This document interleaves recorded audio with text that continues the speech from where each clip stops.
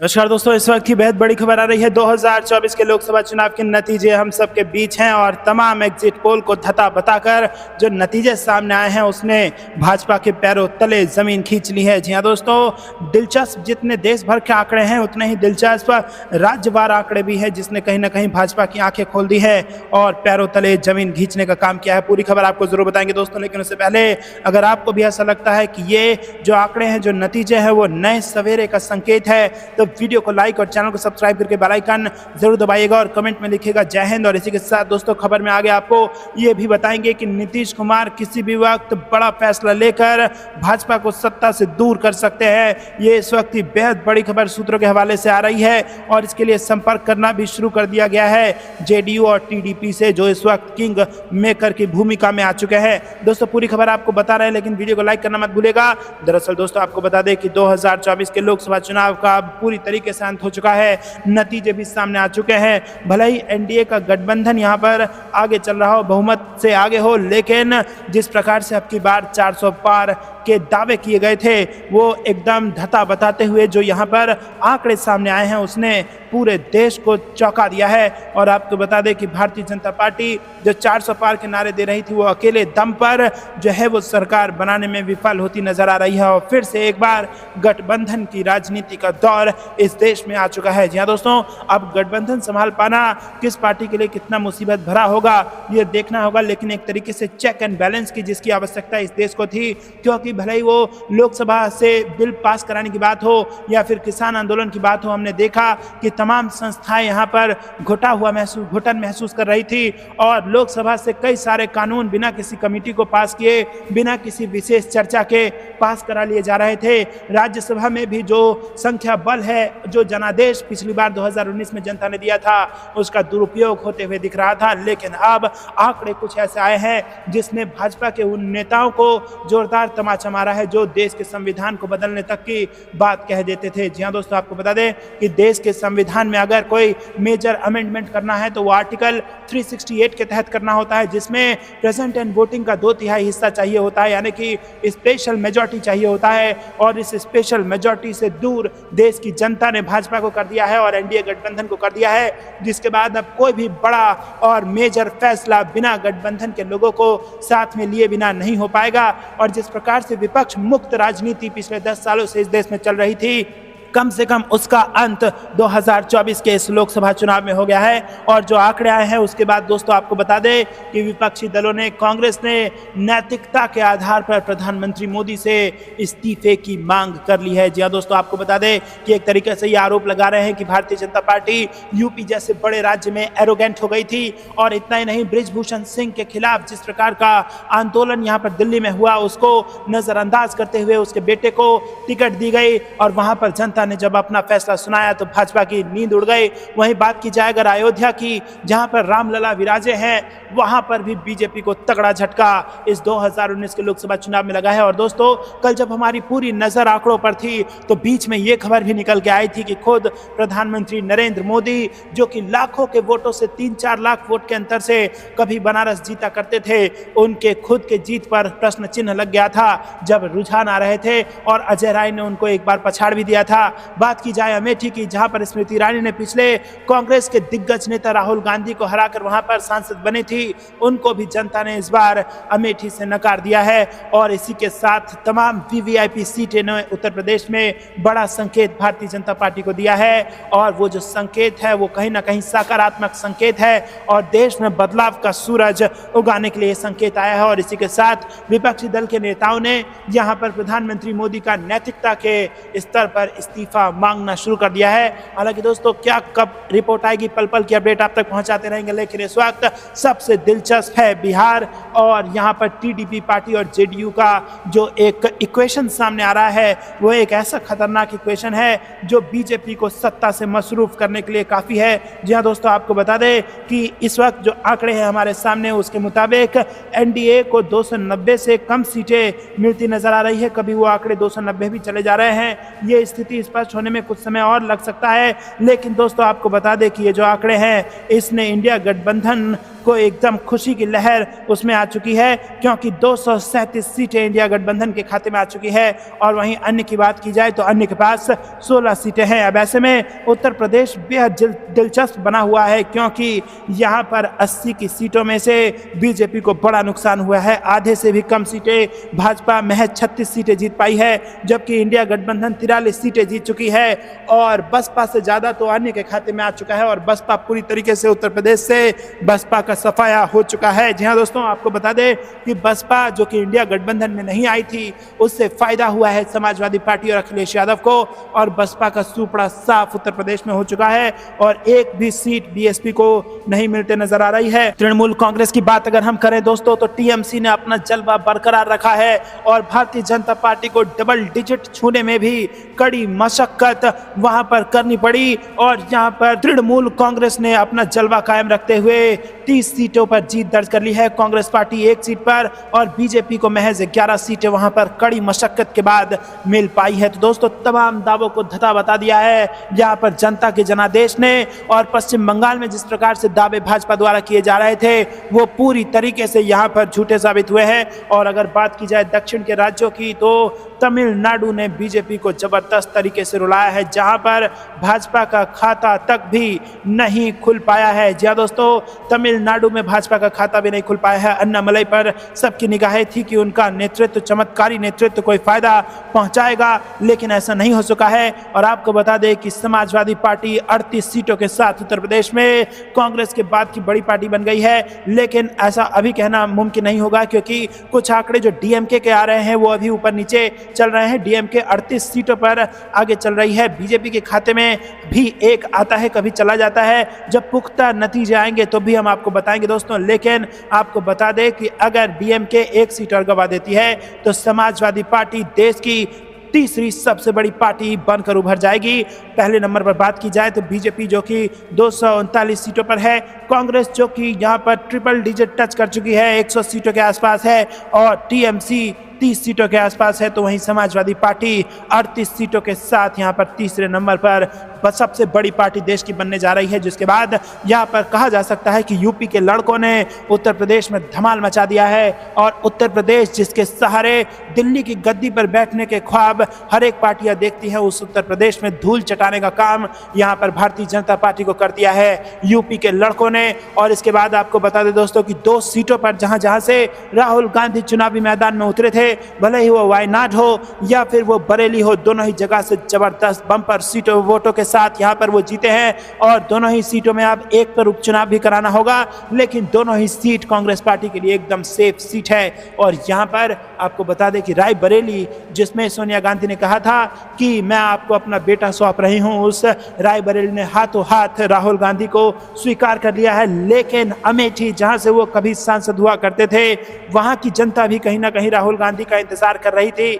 इसका संकेत वहां की जनता ने दे दिया है और स्मृति ईरानी को जबरदस्त झटका वहां से लगा है। वायनाड की बात की जाए तो 3,64,000 वोटों के साथ राहुल गांधी ने इससे भी ज्यादा वोटों के साथ जीत दर्ज कर ली है। तो दोस्तों, बम्पर जीत राहुल गांधी की, जिनको तमाम मुश्किलों का सामना करना पड़ा था, जो खुलकर सभी मंचों से अडानी का नाम लेते थे और जिनको अपनी सांसदी भी गंवानी पड़ी थी, जिसके बाद उन्होंने कहा था कि ये पूरा देश मेरा घर है, क्योंकि उनका घर उनसे ले लिया गया था। उसके बाद उन्होंने कहा था कि ये पूरा देश मेरा घर है, और देश के लोगों ने भी कहा था कि अखिलेश जी आप हमारे घर आइए, हमारा घर भी आपका घर है। और अब जिस प्रकार का जनादेश देश की जनता ने दिया है, उसने वीवीआईपी सीटों पर बीजेपी की नींद उड़ाई है और कांग्रेस के इंडिया गठबंधन को हाथों हाथ स्वीकार करते हुए जनता नजर आ रही है। महाराष्ट्र का आंकड़ा भी बेहद दिलचस्प है दोस्तों। महाराष्ट्र में भी कहीं ना कहीं जनता ने बता दिया है कि जिस प्रकार से सत्ता शिवसेना द्वारा हथियाई गई, वो यहाँ पर शिवसेना की पार्टी तोड़ने की जो कला थी, उसको महाराष्ट्र की जनता स्वीकार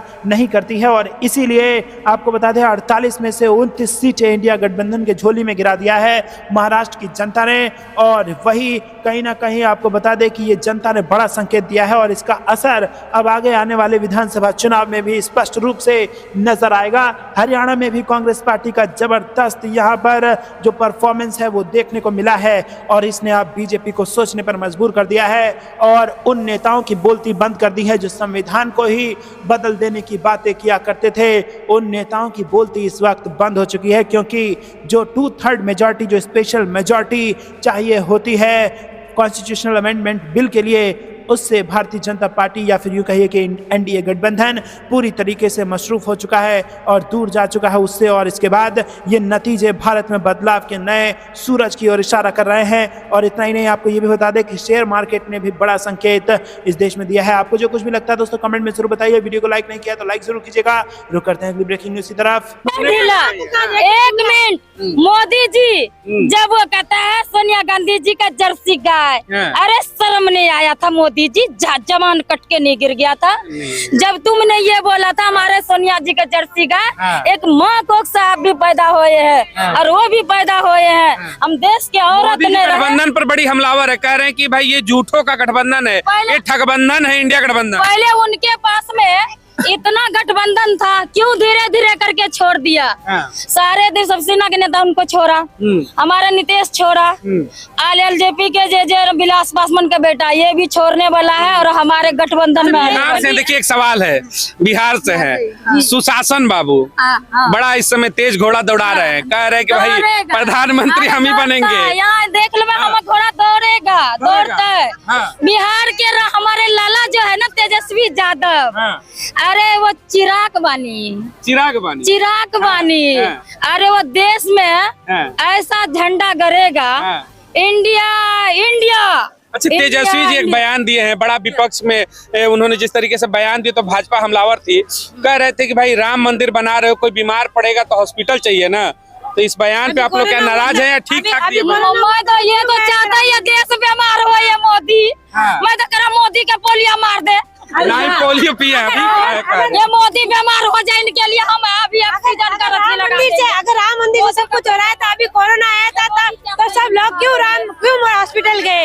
अरे जब पोलियो हुआ तो क्यों दवाई अभी तक दवाई पिलाई जा रही है? अगर राम मंदिर से सब कुछ हो रहा है तो फिर शिक्षा भी बंद कर दो, सारी चीजें बंद कर दो। राम मंदिर के नाम पर भाजपा वोट नहीं करेंगे? खाली राम मंदिर के नाम पे वो राजनीति कर रहे हैं, जुमले। राम मंदिर के नाम पर भाजपा वोट करेंगे? नहीं, हमारे रामलला था और रहेगा। मोदी के सर्टिफिकेट नहीं लेना है, हमें नहीं लेना है, हमें रामलला हमारा है, रामलला हमारा है। ये बड़ी बात है कि रामलला हमारे है, सर्टिफिकेट नहीं चाहिए, सर्टिफिकेट नहीं चाहिए, रामलला हमारा है, रामलला हमारा रहेगा। जो भाजपा के विरोध करेगा वो रामलला का नहीं होगा। नहीं, वो तो वोट बैंक के लिए है। जब उनको जोटे में आता है तो कभी हिंदू मुसलमान, कभी पाकिस्तान, अब रामलला वो ख्वाब देख रहे हैं। अभी मोदी जी पता क्या ख्वाब देख रहे हैं? मेरे तो रामलला के लारा हूँ ना, तो मेरा 2024 तो अपने आप हम जीत जाएंगे, फाइनल है।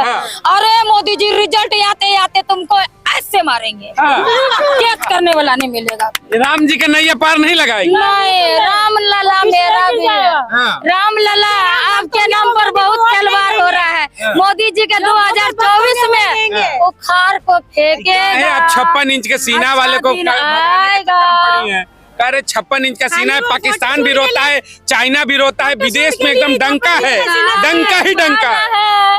मेरा देश बेच डाला। गाना सुना रहे, बताइए क्या धुन में बता रही, बताइए। मेरा देश बेच डाला, मेरा देश बेच डाला, ये गाय वाला है कि चाय वाला है। मेरा देश बेच डाला, मेरा देश बेच डाला। आगे कोई आगे? हमारे बच्चे घर में पड़े, काम नहीं है बिल्कुल भी, हमारे काम से महंगाई हो रही है। 1100 का सिलेंडर आ रहा है। मोदी कह रहे कि हमने रोजगार दिया 2.5 करोड़ 2 करोड़। नहीं, अभी कुछ नहीं दिया। दिल्ली में कुछ भी नहीं दिया। बच्चे बर्बाद हो रहे, बच्चे मर रहे हैं, इसमें कोई चीज नहीं है।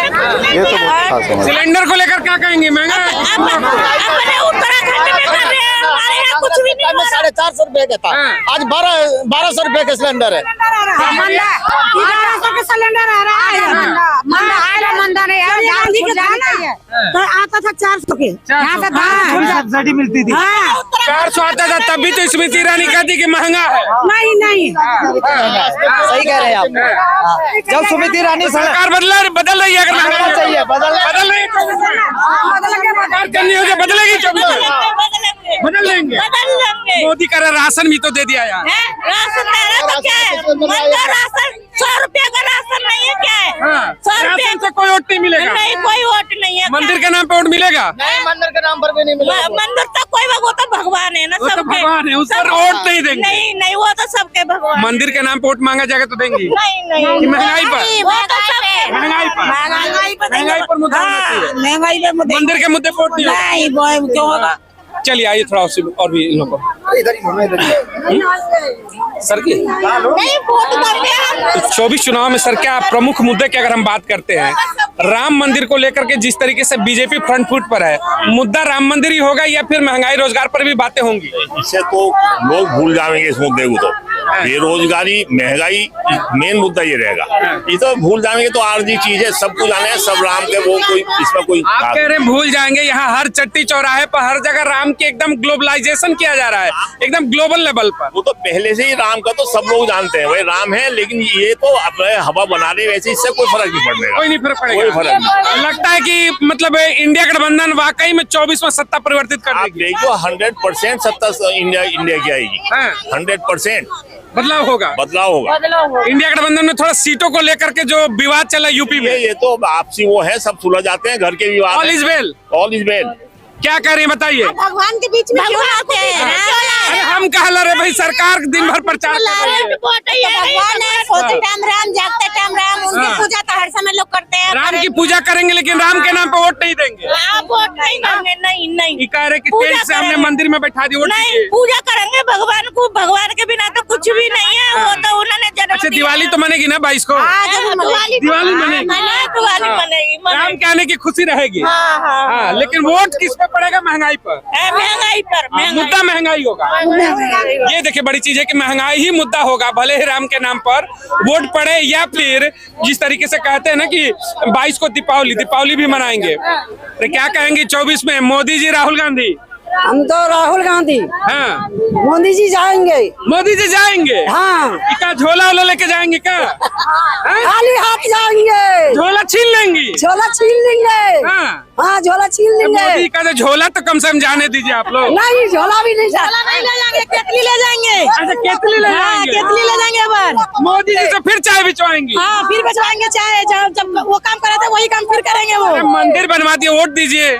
वोट क्या दे, क्या चीज कर रहे हैं? खाली मंदिर बनवा दिया तो पब्लिक से वोट ले लेंगे वो। हाँ। कुछ नहीं, ऐसे हमदर्दी कुछ नहीं है। सिलेंडर भी सस्ता कर दिया। कहाँ सिलेंडर सस्ता हुआ है? अरे बहनों के लिए दीपावली पे हमने गिफ्ट कर दिया, रक्षाबंधन पे 200 रुपया कम। क्या कुछ नहीं करता है मोदी? राशन वोट करेंगी?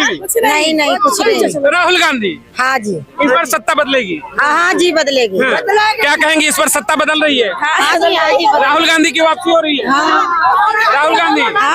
राहुल गांधी की वापसी हो रही है। जिस तरह राहुल गांधी ने पहली भारत जोड़ो यात्रा साउथ से लेकर कन्याकुमारी से लेकर कश्मीर तक जोड़ी है, अब नई यात्रा जो है न्याय की यात्रा है।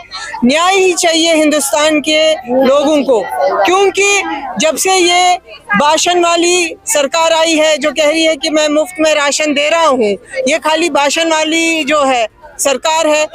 और जब से ये सरकार आई है तब से आम जनता जो है रोड पे है। नोटबंदी के टाइम पे रोड पे, ट्रिपल तलाक के टाइम पे रोड पे है। हाँ? अब देखिए बेरोजगार सबसे बड़ा मसला है, महंगाई सबसे बड़ी है। कांग्रेस के टाइम पे जब 350 में सिलेंडर था, 350 में सिलेंडर था, 400 में हो गया, तब सुषमा स्वराज जी और स्मृति ईरानी जो है टांडो करी थी रोड पे। बहुत महंगाई है सड़कों पर। हाँ, अब देखिए वही सिलेंडर 1200 हो गया, तब उनको वो महंगाई डाइन दिखती थी, अब वही महंगाई जो है डार्लिंग दिख रही। अच्छा मतलब डाइन से डार्लिंग का सफर तय हो गया है 9 सालों में। हाँ, 9 सालों में। हाँ। अब 1200 में सिलेंडर है, उनको महंगाई नहीं दिख रही। वो भी गृहिणी है, हाँ। बाकी पूरे हिंदुस्तान की महिला भी गृहिणी है, हाँ। लेकिन उनको उनकी महंगाई की चीख पुकार सुनाई नहीं दे रही। हाँ। सिलेंडर महंगा हो गया तो घर की गृहिणी का जो है पूरा बजट डिस्टर्ब हो जाता है। महंगाई यानी कि 24 के चुनाव में महिलाओं की तरफ से प्रमुख मुद्दा बनेगा इस बार। जी, बेरोजगार, महंगाई, और ये सरकार जो कास्ट के नाम पे, लव जहाद के नाम पे जो सियासत की रोटियां सेकती है, वो अब जनता जान गई है कि हम जो है हम हिंदुस्तानी हैं, हिंदू मुस्लिम सिख ईसाई ये हिंदुस्तान के एक सवाल चार है, देखिए 3 तलाक को लेकर जिस तरीके से आपने कहा, बार बार बीजेपी से प्लस पॉइंट में काउंट करती है अपने यहाँ कि हमने महिलाओं को हक दिलाया अल्पसंख्यक समाज के, और 3 क्या तलाक हक खत्म। दिया? आप क्या कहना चाहेंगे इस पर? क्या हक दिया?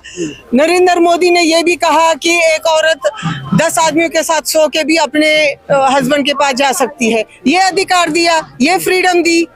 ट्रिपल तलाक तो है ही नहीं इस्लाम में, आप कुरान पढ़ लीजिए मीनिंग से। मैं हर किसी को ये कहती 3 हूँ तलाक इस्लाम का पार्ट है ही नहीं है।